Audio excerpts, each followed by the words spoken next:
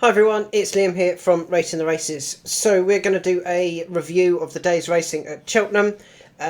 Point out those horses that caught my eye, that ran well, some disappointed, and where I think they might go next with some of the horses. So the first race, the National Novices Hurdle over 2 mile, just further than 2 mile, 179 yards, was won by Dysart Enos, and now made it 5 from 5. And do you know what? It was a really good performance. I believe Beat the Bat has probably ran to his best. I think he's probably ran a nice 145, 146 figure, and yet he's still been beaten by Dysart Enos, and relatively comfortably, really. They pulled clear of Sol Dante. Sol Dante had at least beaten Jolie Coeur-Alen, who, as you know, I'm quite a fan of anyway.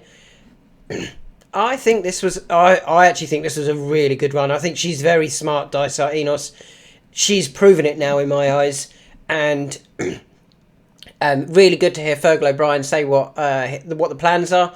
She's probably going to find a race, or they found a race for her in January, I think it was, and then go to the Cheltenham Festival for the Mayor's Novice. Now, she goes to the Mayor's Novice because they think that is the best chance of winning a race, and obviously they've not won a Cheltenham Festival race, so they're not going to run in the Supreme Novice. And to be honest, she's going to take a lot of beating. You know, she's got the Cheltenham form now. What's she won now? Twice? Or is it twice at Cheltenham? Just the once at Cheltenham, sorry. She's only won the once at Cheltenham, but she's won at Aintree. She's won at Huntingdon, Market Raisin. She's been beating the right horses. And I really do think this was her best run to date at Cheltenham, beating Beat the Bat. And yeah, I had no complaints about Beat the Bat. You know, we were on Beat the Bat hoping that Dysart Enos didn't have those R figures. I don't think she had. She now does. You know, and she was going to be... she's proven that she's now a very, very good mare. Yeah, she's very, very smart. And, if you're on her for the Mayor's Novice, well done. You've got a really good bet there as long as she gets there. As I said, Fergal O'Brien suggested she will come out for a Mayor's Novice somewhere, I think it was. Win it carrying a penalty, which she will. She'll win it carrying a penalty. And yeah, go off the favourite or second favourite for the Mayor's Novice, depending on what the Irish end up with. It was a very, very good performance. No issues. Of those in behind, there wasn't really anything I spotted. Maybe Sol Dante, if we're saying Beat the Bat is above average. Beat the Bat could well end up in a grade 1. I think it could end up in a grade 1, but could end up in a Premier handicap somewhere. Only rated 125. I think that's quite eye-catching.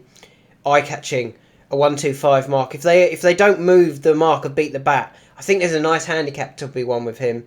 So just keep an eye on Beat the Bat and where he ends up. I think there's that race at the end of the season at Sandown. Could well be where we see him. It is a bit further. I don't think he lacked pace today. He was just beaten by a very, very good mare. Moving on to the 1240 race, and the best horse didn't win this race. Not at all. Grey Dawning should have won this race. And what do I mean? Go and watch the second last. Made an absolute mess of it. Hadn't actually been jumping that badly in the hole for the rest of it. People have been suggesting that, well, he wasn't pinging he wasn't slick over his fences. He wasn't doing anything wrong. He just wasn't, absolutely flying them. I think people exaggerated I knew it was going to lose. No, you didn't. And I think if you had actually, if I had laid Grey Dawning or backed any of the others, I would 100% put my hands up and go, I got that wrong. Grey Dawning should have won that race. Grey Dawning was definitely the best horse in that race. And it's currently rated 144. Ginny's Destiny is going to go up to probably, I reckon they'll push Ginny's Destiny up to 152. 146, 147. Grey Dawning they might leave on 144. With that in mind, I wonder if they might look at a handicap with Grey Dawning further down the line. Maybe that plate at the Cheltenham Festival. Could you get another run into him? Potentially in a graded race. Go grade 1. Because if you win the grade 1, you've won a grade 1 with Grey Dawning. There's nothing wrong with that. But if you don't, you get a bit more experience into him, and potentially sit on about the same handicap mark. I think it would have won by 5 or 6 lengths. Harry Skelton was not panicking coming down the hill. He was in a bit of a pocket, stuck behind Ginny's Destiny and Trelawn, I think it was. And he was just asking for, okay, let's go and win the race, when the horse dived at the second last. But watch the ground. So this is the thing. At that point in the race, that horse lost 3 things. Ground was the first one. So, was alongside Ginny's Destiny. They jumped at the same point, but came out 4 lengths down. Momentum. So then the horse had to get going again, because say we was playing a game, the speed of your horse is doing 30 miles an hour coming into that fence. When it stops, it's down to 24, and suddenly you've got to get it go again, back up to 30 miles an hour. And stamina or initial speed. If you're running along, you as a person, and somebody grabs you suddenly, and then you're getting tired anyway, or you're just starting to feel a little bit tired, and then somebody grabs you and stops you, then when you get going, you lose that bit of stamina that you actually had. So like the stamina bar would have dropped as well for hitting that fence. So there's 3 things that actually, when you make a mistake, you lose. Not just the one, not just ground, not just momentum, but ground, momentum, and like stamina, speed off the fence, after the fence, that left in the tank sort of thing. And yet he still ran Ginny's Destiny down another, half a furlong, and Grey Dawning would have got past. So yeah, just keep an eye on Grey Dawning going forward. Maybe that handicap at the festival. Tritonic, he's got to go in a handicap soon. Can certainly drop back in trip as well. And Creberly just proved that actually his jumping is sticky. He made a few mistakes again. He probably didn't jump as well actually as when he fell last time, and yet he got round this time. So yeah, definitely Grey Dawning was the best horse in that race. Interestingly, they've actually got a price for Ginny's Destiny in here. It's about 16s, I think. Ginny's Destiny. But no Grey Dawning. And yeah, I think Grey Dawning might end up more likely to end up in it now than Ginny's Destiny. We move on to the third race, the 2 mile handicap, and Go Dante was a really well supported bit of a gamble, and it landed despite making a mess of the last. Now, I think Go Dante demonstrated that he was just the best horse in the race. That second time after a wind-up certainly worked. The runner-up, our selection in the race, Doddy the Great, has actually ran a really good race, and it was only 21 days after, 3 years off the track, 2 years off the track? 2 years off the track. And sometimes horses can bounce, and yet he clearly didn't. I actually thought he might win it after the last, when the eventual winner, the actual winner, did make a mistake. I thought we were going to get up and win it. Doddy the Great was weak as well, so I think he's ran above what they were expecting, and I think it was a good effort, and I kind of want to give Doddy the Great another chance. Now, I think he'll go up in a handicap. He might go up to, say, 1, 3, 4, but I don't think that's beyond him. I think now that he's had those 2 runs, I don't think next time he'll bounce, and I think next time he can, start to get back towards his best R figure, this 150.8, and I think he'll be able to run a really big race next time. So don't give up on Doddy the Great. We move on to the... Whoops. Don't know what happened there. Sorry about that.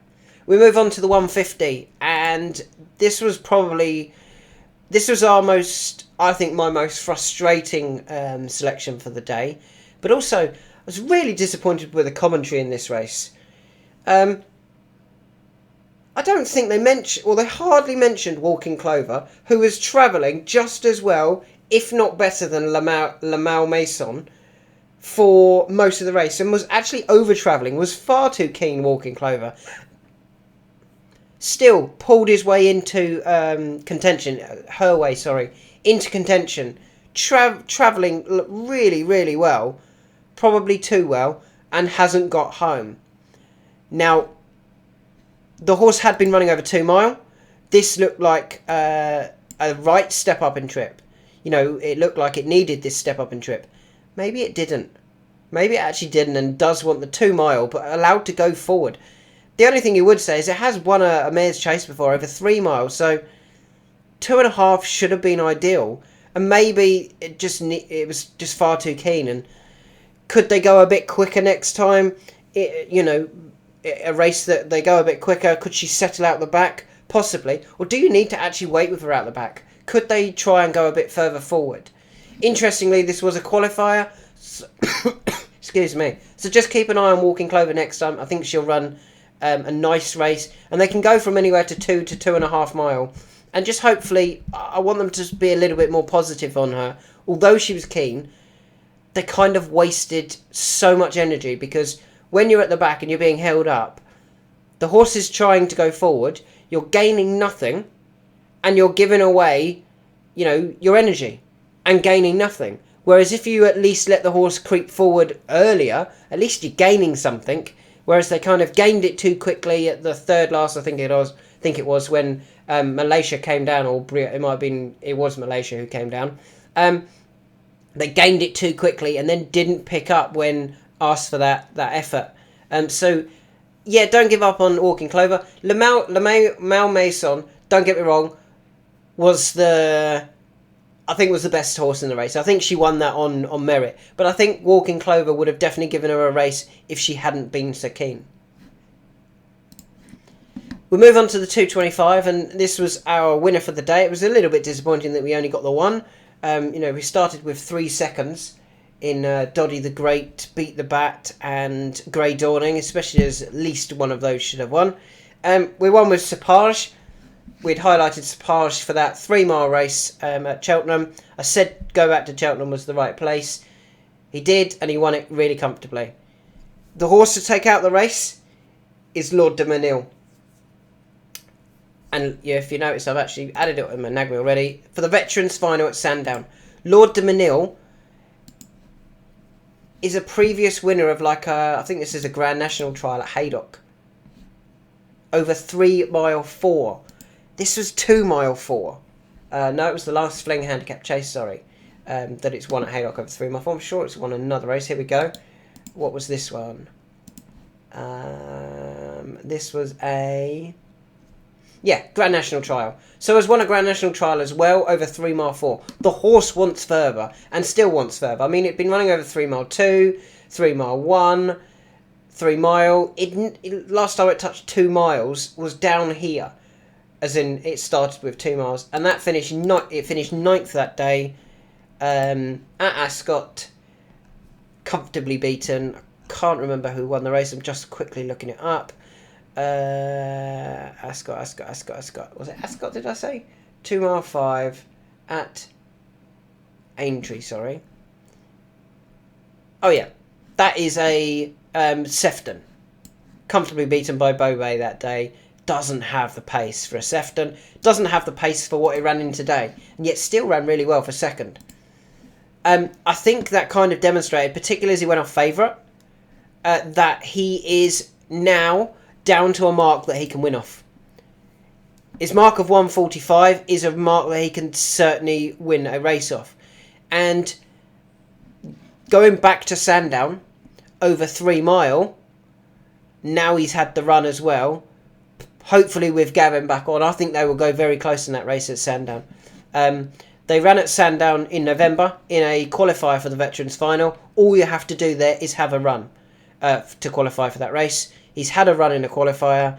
They didn't win it, but they probably didn't want to. They dropped a couple of pounds in the handicap, and it was his first run since April. What was that? April for 7 months. So yeah, put Lord de Menil in your Nagme for the Sandown race. Of those in behind, nothing else really caught my eye. We move on to the cross-country race, which Late Night Pass was a good winner. Beat Frankie de Burle, Fame After the Glory, Manila Indo and Galvin were 4th and 5th. And come Cheltenham Festival, they'll be off levels. Now today, Late Night Pass was getting £16 from Manila Indo and £15 from Galvin. Come the Cheltenham Festival, I think both of them will reverse the form. So if you've got either of those two backed, they've ran perfectly well. Manella Indo will certainly improve the experience as well, because it's now got that run under its belt at the course, around all those left and right turns. And Galvin, just think he might be, maybe they're just waiting this part of the season and targeting the second half better with him, aiming for like the cross-country race itself and the Grand National one. It could just be that they're not even really trying before then. They're running him in these races, and if the handicapper drops him a couple of pound, that'll be great come Grand National Day. They've still got plenty of weight plenty of pounds to play around with for the Grand National. He rated 157. He ran in the Grand National for 166. Say the handicapper drops him another £3. He was beaten last time, he dropped £3. If he drops him another £3 and 154, it'd be £12 lower than when he ran in the Grand National last year. You would start to get very, very keen on him for the Grand National. So, if you've got either of those two, Manella Indo or Galvin, I'd be still very confident of big runs from them in the cross-country at the Cheltenham Festival. On the other thing that I would just point out, from the 3 o'clock, really sad to see Guestkill unfortunately lose his life. I still don't know whether I like the cross-country. I kind of like the race, but some of the fences and the way they have to go up and down, and just always feels a little bit uncomfortable to watch. And it was great to see a little bit later White Rhino win for Oliver Greenhill and Josh Guerrero, but I thought it was a terrible bit of commentary again. I can't remember who it was, but they said, up and down day for connections. If a winner makes up for losing a horse, or if you think a winner makes up for losing a horse, then you're very much confused, and no, it doesn't make up for losing a horse. You're gutted about losing the horse. The winner is just like, well, we won, but we'll actually remember the loss of the horse more than the win. But moving on to that last race, White Rhino held off Bold Endeavour. I was really pleased to see that, because we didn't tip Bold Endeavour. We went for Genyame, who just looked outpaced again. He is only 5, and it may be that he's still learning his trade. He doesn't have a huge amount of runs to his name either. What's he on now? 17 rules races. He's got a lot of flat form. And now, what's he had over hurdles? Enough, to be honest, over hurdles to have learnt how to race. But he's just finding 3 miles seem to be too short. He ran on again. He was only beaten 6 1/4 lengths, and yet he was one of the first in trouble for me. I don't really know what they will do with Genyame at the moment. But it'd be interesting, because I don't really think there's many races that they can get further over hurdles. Maybe he's a horse for the future, for nationals in mind. Certainly would need to go up a long way in the handicap over fences. But he's just proving tricky, Genyame. Of those at the front, White Rhino continues to improve for Oliver Greenhill and Josh Guerrero. Bold Endeavour again has run a huge race. Probably slowed it down enough, which might have been a contributing factor to Genyame finding it happening all too quick when they turned in. There was quite a few, to be fair, that seemed to be coming there with a big chance, and maybe it just turned into a bit of a sprint, which wouldn't have suited Genyame. Bold Endeavour, I think Mr. Gordon's given him a great ride.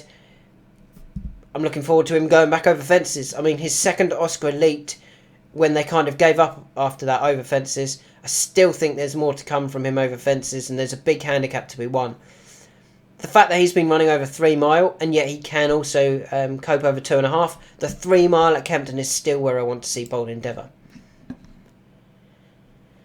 So, let's just a quick recap. Dysart Enos, very, very good performance. I think she's beaten a very good horse in Beat the Bat, and she's beat him quite comfortably. Very good performance. I can see why she is 5-1 for the Mayor's Novice. I don't actually think that's a bad price.